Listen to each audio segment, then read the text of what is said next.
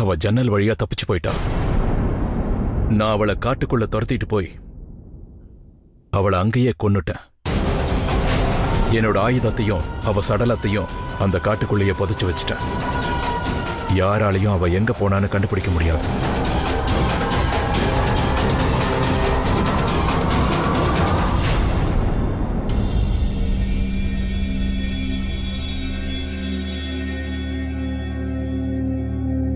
ஒருவேளை இவருக்கு சந்தேகம் வந்துருச்சா?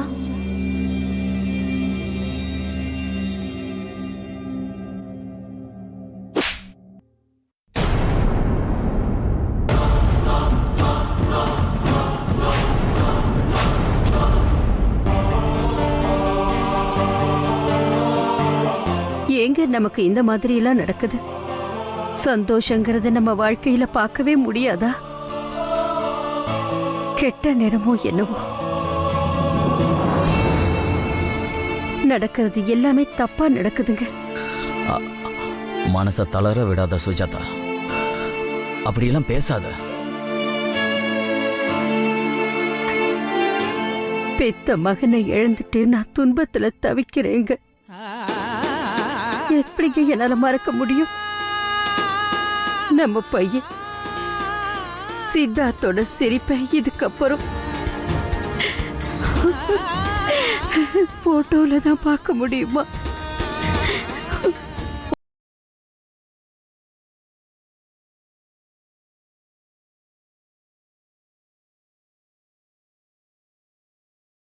போனதுனால நம்ம சந்தோஷம் எல்லாம் பறி போயிடுச்சுன்னு உங்களுக்கு தோணலையா? அந்த தாய் நம்ம குடும்ப தலையெழுத்துல சித்தார்த்த நம்மளை விட்டு போகணும்னு எழுதியிருக்கலாம் இல்லையா? அவன் நினைவுகளோட தான் நம்ம வாழ்க்கை முழுவதும் இருக்கணும் சுஜாதா.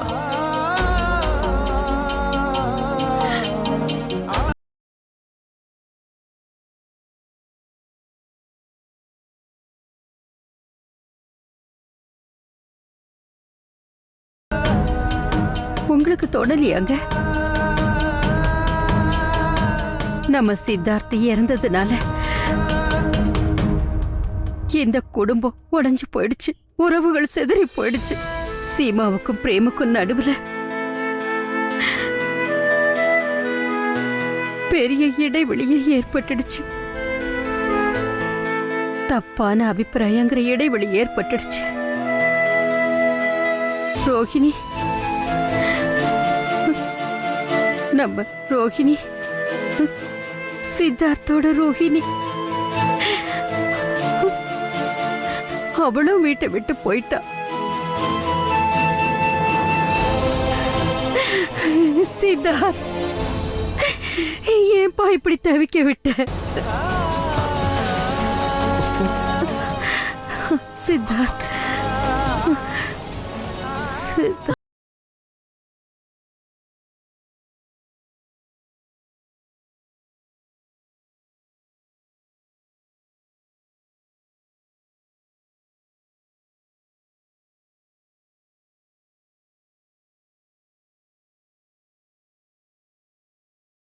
இங்க பாருமா, சுஜாதா, இங்க பாருமா.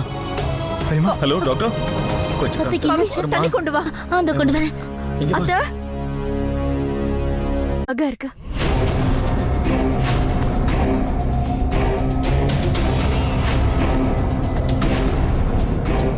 அதான் சொல்லுவாங்களே, பாதாம் சாப்பிட்றதுனால மூளை எந்த அளவுக்கு வளருமோ அதை விட அதிகமா ஏமாற்றத்தால கிடைக்கும்.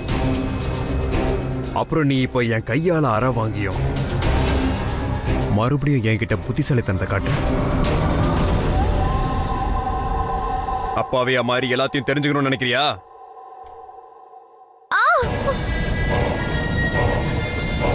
அநேகமா அற வாங்கியும் உனக்கு புத்தி வரலன்னு நினைக்கிறேன். இந்த வீட்டோட சட்டத்தை மறந்துட்டியா? இங்க கேள்வி கேட்கறதுக்கான உரிமை எனக்கு மட்டும்தான் இருக்கு. மத்தவங்க கேள்விக்கு பதில் சொல்ற பழக்கம் என் வாழ்க்கையிலே கிடையாது.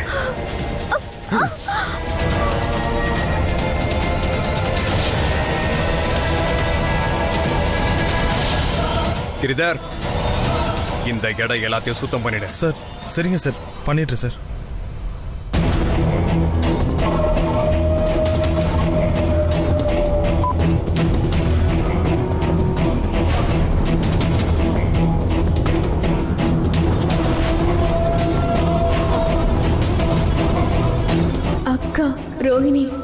பெரிய பாட்டி, அம்மார், கேலண்டர் எல்லாரும் அந்த ரூம்குள்ள மாட்டிக்கிட்டாங்களே.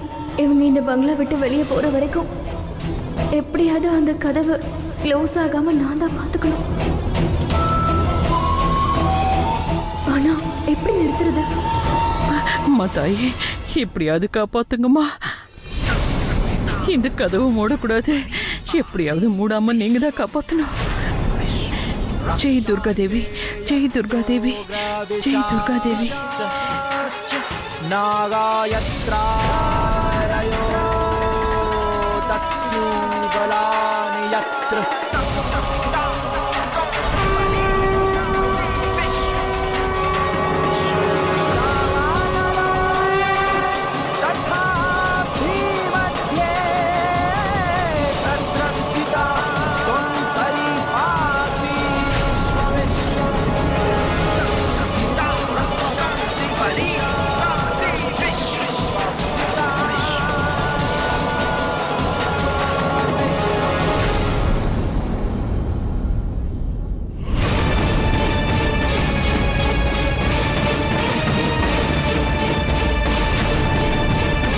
நான் அந்த கதவை மூடாம தடுத்து நிறுத்தினதை அவர் பார்த்தாரா?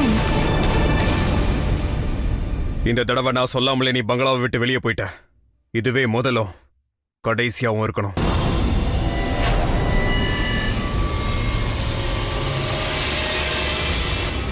அதுல சிகப்பு லைட் எரிஞ்சிட்டு இருக்கு. அப்படின்னா அதுக்கு கதவு சரியா மூடலன்னு அர்த்தம். என் கூட வா.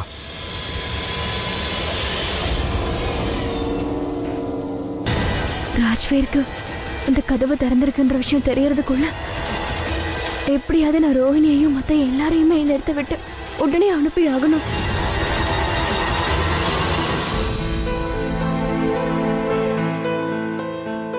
ஐயோ, சுஜாதா சித்தார்த்த நினைச்சு கவலைப்பட்டே தன்னோட உடம்புக்கு எடுத்துக்கிட்டா.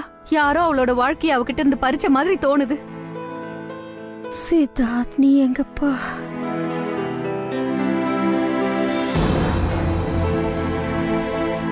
இங்க பாருங்க, இவங்களுக்கு பயப்படுற மாதிரி அப்படி ஒண்ணுமே இல்ல. சித்தார்த்தி இறந்து போனதுனாலயும் அப்புறம் வீட்ல ஏற்பட்ட எல்லா டென்ஷன்னாலயும் தான் இவங்க மனசுல ஒரு ஆழமான சோகம் ஏற்பட்டிருக்கு. இவங்களுக்கு சில மருந்து மாத்திரைகள்லாம் எழுதி கொடுத்துருக்கேன். லெட்ஸ் see இந்த மருந்தெல்லாம் இவங்களுக்கு எப்படி ரியாக்ட் பண்ணுதுன்னு பார்க்கலாம். சரிங்க டாக்டர், அம்மா சீக்கிரமா குணமாகறதுக்கு நாங்க இப்போ என்ன செய்யணும்னு சொன்னீங்கன்னா எங்க எல்லாருக்கும் வசதியா இருக்கும். பிரேம்,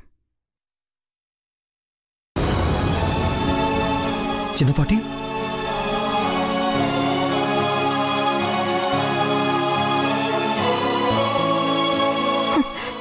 எப்படிப்பா இருக்க?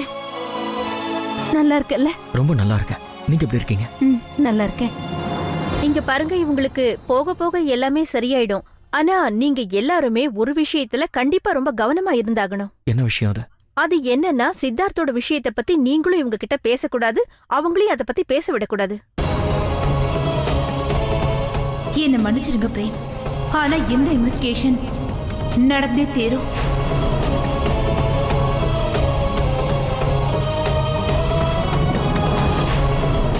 சித்தார்த் இறந்த சோகத்துல இருந்து அம்மா ரொம்ப கஷ்டப்பட்டு வெளியே வந்தாங்க. ஆனா இப்ப சீமா எல்லாத்தையும் மறுபடியும் ஞாபகப்படுத்திட்டான். அதனால இப்ப அம்மாவுக்கு சித்தார்த்தன ஞாபகம் வந்திருக்கு. இங்க பாருப்பா, டாக்டர் அம்மா கூட்டு போயிட்டு வாப்பா. வாங்க. வரேங்க.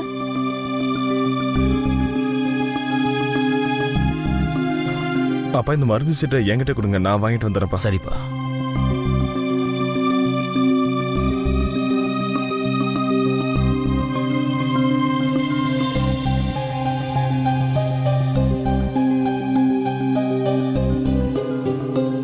அப்பா, ஒரு நிமிஷம் வாங்க.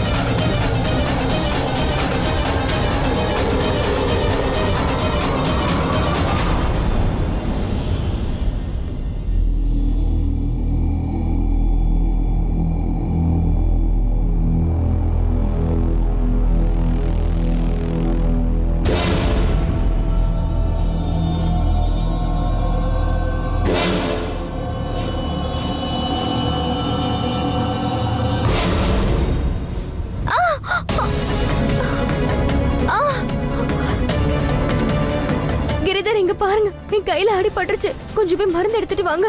என்னோட ரத்தம் வீணாச்சுன்னா அது என் உயிருக்கே ஆபத்தாயிடும். நான் வேணா மாத்திரை கொண்டு வரட்டுமா? இல்ல இல்ல, மனுஷங்களோட மாத்திரை என்னோட உடம்புக்கு விஷம் மாதிரி வேலை செய்யும். அதனால கஷாயம் எடுத்துட்டு வாங்க.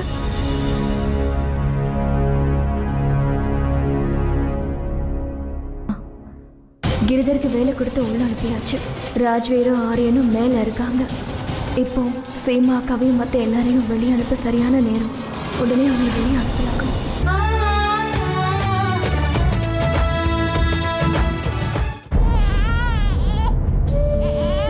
பிறப்பால் உயர்ந்தவன், ஈன்றவளை விட்டு பிரிந்தவன்,